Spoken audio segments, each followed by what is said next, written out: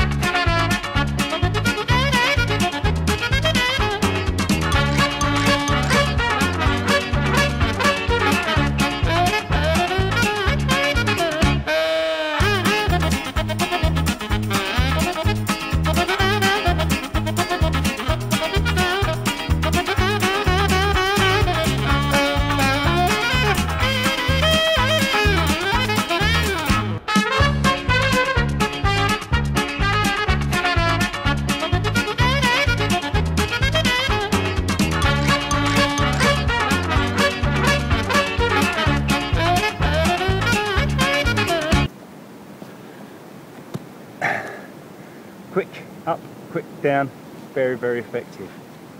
Now I'm going to go through how the system works.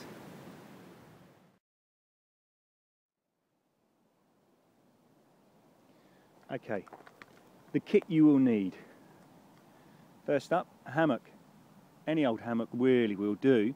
It's up to you, it's your choice. So I've gone for a Paradise hammock. You can get them online. They're made of silk, massive, and packed down to absolutely nothing. At the end of each point there are these S hooks, but carabiners will do on yours or whatever you have.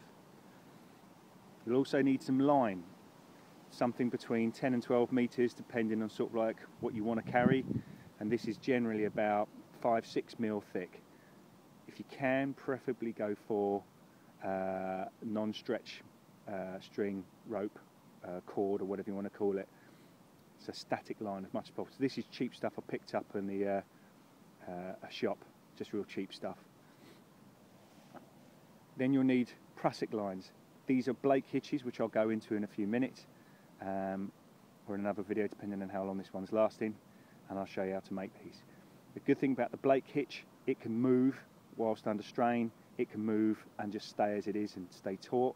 It's a fantastic hitch. Anyone who does orbiculture or tree surgery will know this knot, and the good thing about it is you can generally use the same cordage, because it can be generally the same width, thickness, but I've gone just slightly less, about 5 mil. 2 of those. That's it. And a stuff bag if you want to carry it separate, and that's entirely up to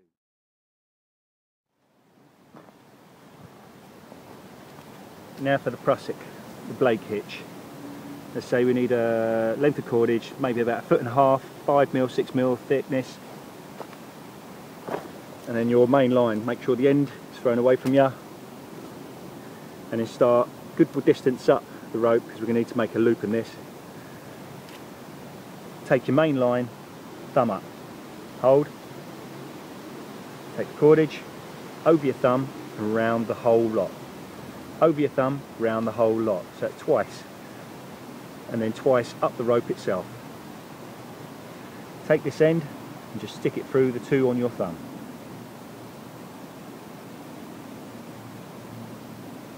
And just gently tighten the lot.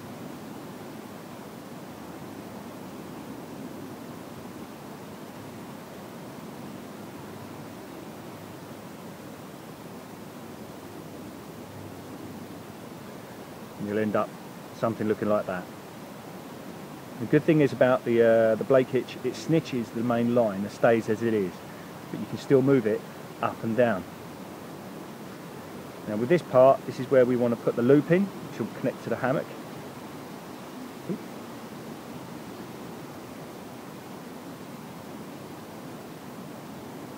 and obviously you can work at it and bring it closer should you want to. And this end, I generally just put a little stopper knot, stop any sliding, and that's it. That's your Blake hitch. Then you do the other one facing the other way, so that the loops are facing into the middle of the rope.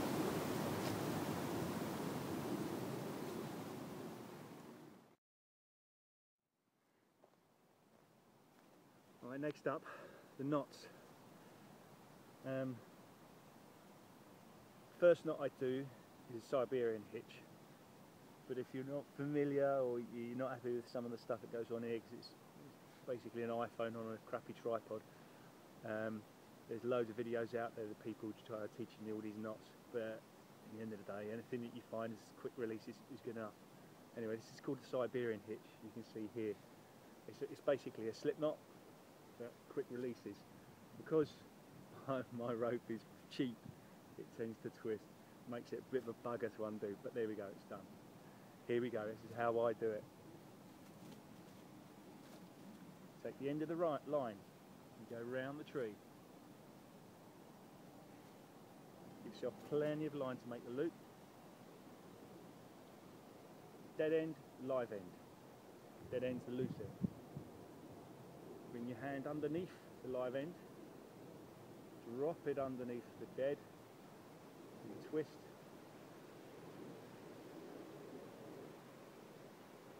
Basically do a slip knot on the live. And that's it. And then toggle it up like a tie, tight to the tree. Otherwise it tends to ride round and it will undo itself. I'll show you again.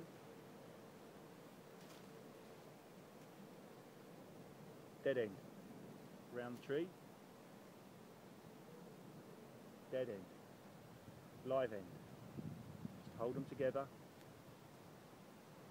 Take your left hand underneath the live, over the dead, twist the dead round like that, stick the rest of the dead end through it, make a loop, toggle it to the tree.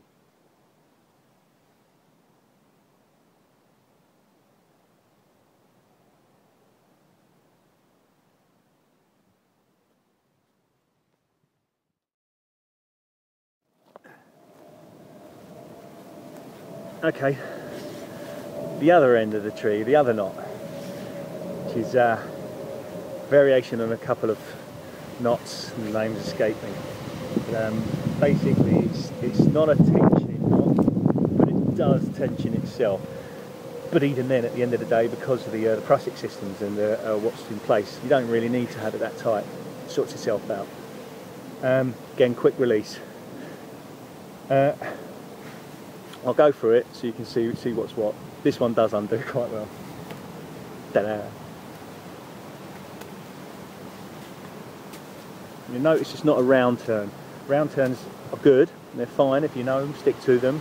But in the wet they tend to bind a little bit more, so it makes it a bit hard to undo in a rush. That's not what I'm about. So, line, round the tree. Pull it, just gentle tight. Go over the line and back on yourself. That tensions it as well. Come all the way around the tree again and go over the line again. Now here's where it differs slightly and it's a bit difficult to see. But here there's already a gap and I'm going to exploit that gap. I'm going to go over again and there's that gap. And all this is doing is binding, and all I'm going to do is make a slip knot through there and then toggle itself. So I keep that there, stick the loop through, done. The tension of the rope binds itself together on that little gap, and that's it. I will show you that once more. I don't know if there is a name for that knot. If there isn't, I'm going to call it a loop knot, idiot knot. Idiot proof.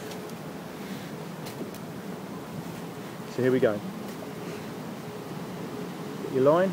You've already got a Siberian at the other end. Round the tree. Pull tight. Go over the rope, double back on yourself. That cranks it a little bit more tight. Come around the tree again. Go over the rope and pull again tight. There's a gap here now. You can just about see it maybe. I'm going to exploit that. So I'm going to go over the rope again, just to bind it. And now what I'm going to do is just take a loop through there, a bite through there, and stick it through the one in my hand already, waiting. And that's it. Tightness of the rope binds the two together in the gap. Done, dusted.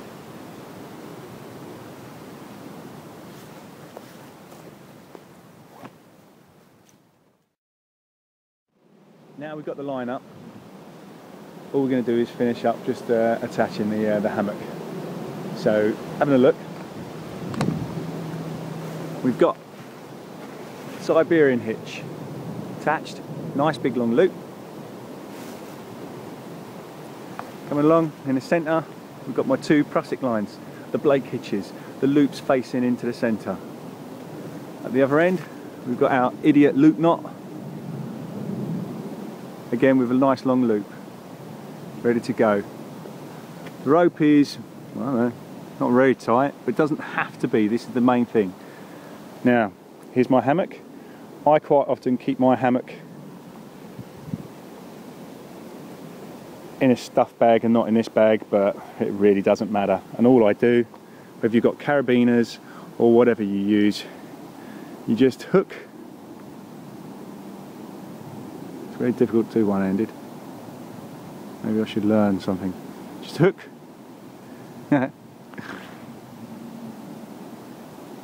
Hook. Damn you. That one there. And take the other one. And hook it in there. And then these prussiks will move to where you want to. And it's up to you how you want to have the hammock. I quite often have my hammock bowed so I can lie diagonally into it.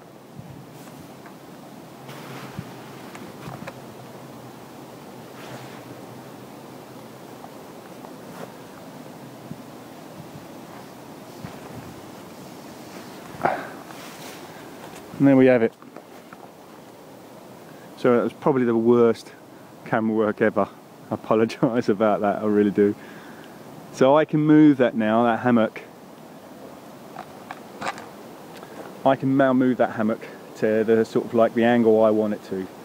It's entirely up to me. I don't have to keep moving from tree to try and even it up, which is just a really boring, tedious thing. And anyone who has a hammock will go through that process. Even no matter how good you get, you still end up doing it. And it is boring, tedious. This one is just tie the line tight, move the prussiks, done, dusted. Simple. Has been used a lot out in the bush, but it works. And I'm open to any suggestions on how to improve it, if anyone fancies. Of course, I do have a mozzie net, which is also can be permanently attached to the line. So that comes out of the bag just automatically as the hammock does. It's already there, and then that gets attached to the basher, which will be over the top.